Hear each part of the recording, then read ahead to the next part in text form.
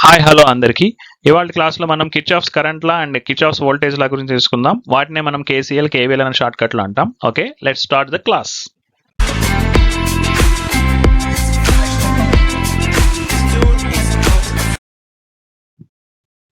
So ఈ Kirchhoff's loss అనేవి ఈ కిర్చాఫ్ అనే సైంటిస్ట్ ఇన్వెంట్ చేసిన దాని వలన ఆయన పేరు మీద ఇవి కిర్చాఫ్స్ లాస్ అని పిలవడం జరుగుతుంది. సో ఇది ఎలక్ట్రిసిటీ గురించి ఆయన స్టడీ చేసేటప్పుడు తీసుకున్న లాస్ అనమాట, Kirchhoff's voltage and current laws అనేవి. ఇవి ఏంటంటే అన్ని ఎలక్ట్రికల్ సర్క్యూట్స్ కి అప్లై చేసినప్పుడు ఆ ఫండమెంటల్ గా మనం ఉన్న అండర్స్టాండ్ చేసుకోవడానికి ఈజీగా ఉండడం కోసం ఆయన స్టార్ట్ చేశారు. తర్వాత అన్ని సర్క్యూట్స్ మీద కూడా దీన్ని ఆపరేట్ చేసి చూస్తే అన్నిటికీ కూడా వర్కౌట్ అయింది అనమాట. ఓకే, మనం తెలుసుకుందాం. కిర్చాఫ్స్ కరెంట్ లా గురించి తెలుసుకుందాం. First Kirchhoff's first law or the current law అంటారు. సో దీన్ని ఏంటంటే కిర్చాఫ్స్ కరెంట్ లా ఏం చెప్తుందంటే, it states that the total current or charge entering a junction or node is exactly equal to the charge leaving the node, as it has no other place to go except to leave, as no charge is lost within the node.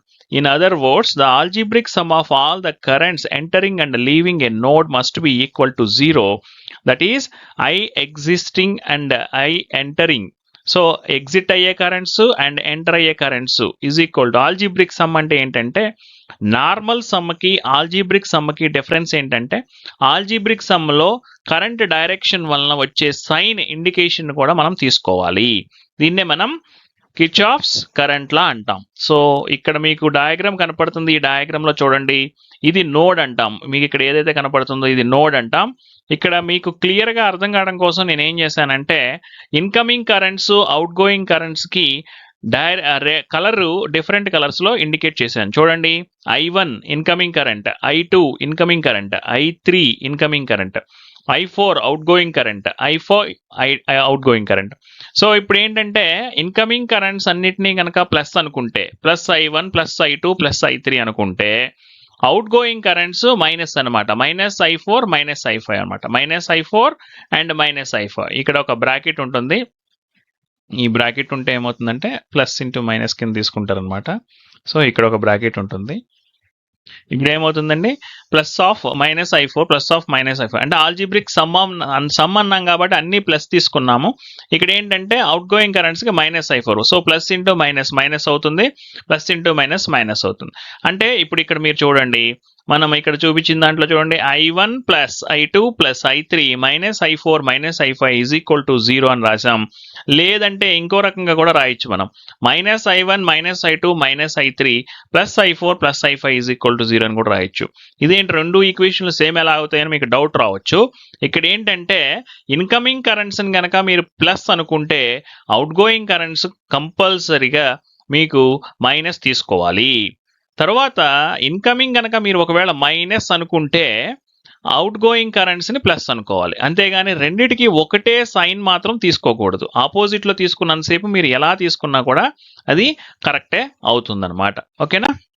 తర్వాత Kirchhoff's second law, the voltage law, KVL అంటారు. నేను మీకు ఇక్కడ direct గా ఒక example తీసుకుని దాని మీద సాల్వ్ చేసి చూపిస్తాను.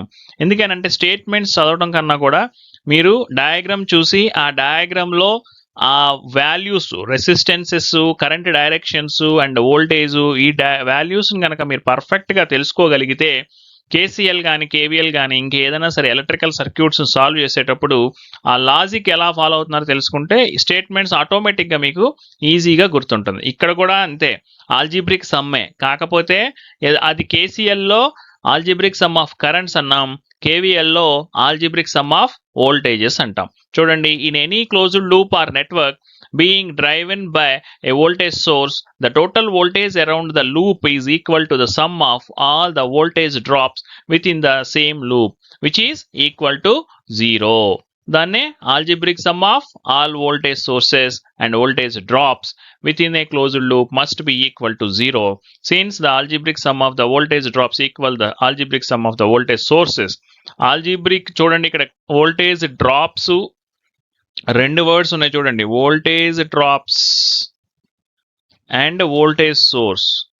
ఇందులో వోల్టేజ్ డ్రాప్స్ ఎక్కడ ఉంటాయి, సోర్స్ ఎక్కడ ఉంటుంది అంటే చూడండి, ఇది వచ్చేసి సోర్స్, ఆల్రెడీ వోల్టేజ్ ఉంది. రెసిస్టెన్స్ దగ్గర వచ్చే current into resistance, I into R అని మీరు రాస్తారు చూసారా, ఈ రెసిస్టర్ దగ్గర కానీ ఈ రెసిస్టర్ దగ్గర కానీ ఇక్కడ వచ్చే వాటిని ఏమంటారండి మీరు? ఇక్కడ వచ్చే వాటిని ఏమనాలి చెప్పాలి ఒకసారి. ఇక్కడ వచ్చే వాటిని మీరు వోల్టేజ్ డ్రాప్స్ అంటారు. ఓకేనండి. అక్కడ R1 R2 R3 so voltage drops అన్నమాట. ఇది వచ్చేసి సోర్స్ అన్నమాట. అది డిఫరెన్స్. నేను మీకు ఈ సర్క్యూట్ ని సాల్వ్ చేసి చూపిస్తాను చూడండి ఒకసారి. ఇదిగోండి, మీకు ఈజీగా గుర్తుండడం కోసం నేను ఇక్కడ 4 పాయింట్లు చెప్తున్నాను. ఏ అండ్ బి మధ్యలో ఈ ఈ అని ఏదైతే ఉందో ఇది వోల్టేజ్ సోర్స్ అన్నమాట.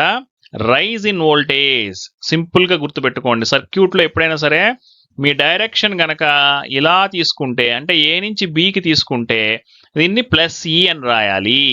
ఇక్కడ చూడండి, ఏ నుంచి బికి తీసుకుంటే మైనస్ ఈ అని రాయాలి. ఇది కూడా ఏ నుంచి బీకే, ఇది కూడా ఏ నుంచి బీకే, కానీ ఇక్కడ ప్లస్ ఈ ఇక్కడ మైనస్ ఈ ఎందుకు వచ్చింది? ఇక్కడ చూడండి, ఈ పర్టికులర్ గా వోల్టేజ్ సోర్స్ కనెక్షన్ ఎలా ఉందో చూడండి. ఇక్కడ మైనస్ ప్లస్, ఇక్కడ ప్లస్ మైనస్. సో మీరు ఏ టెర్మినల్ కి అయితే వెళ్తున్నారో ఆ సైన్ తీసుకోవాలి, ప్లస్ ఈ. ఇక్కడ ఏ టెర్మినల్ కి వెళ్తున్నారు? మైనస్ టెర్మినల్, మైనస్ ఈ.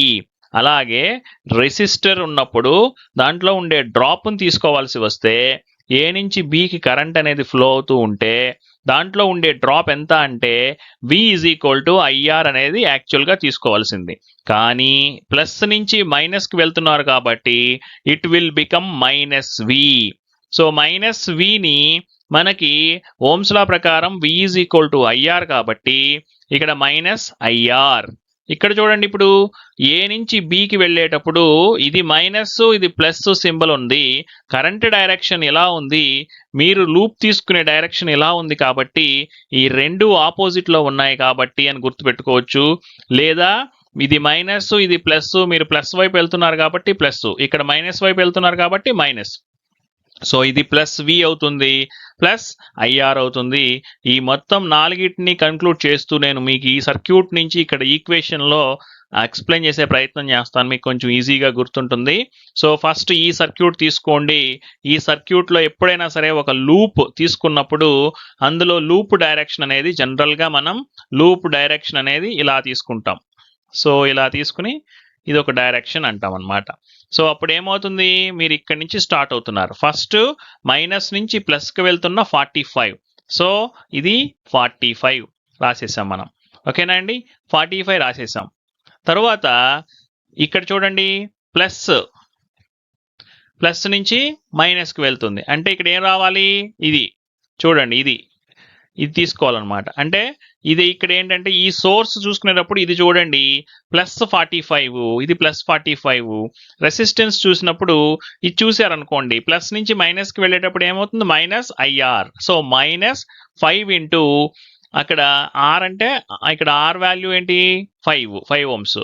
ఇంకా I వాల్యూ కరెంట్ తెలియదు కాబట్టి నేను I1 అనుకుంటున్నాను. ఒక లూప్ ఉంది కాబట్టి మొత్తం కరెంట్ దీంట్లో ఫ్లో అయ్యే కరెంట్ ఇదంతా కూడా I1 అనుకుంటున్నాను.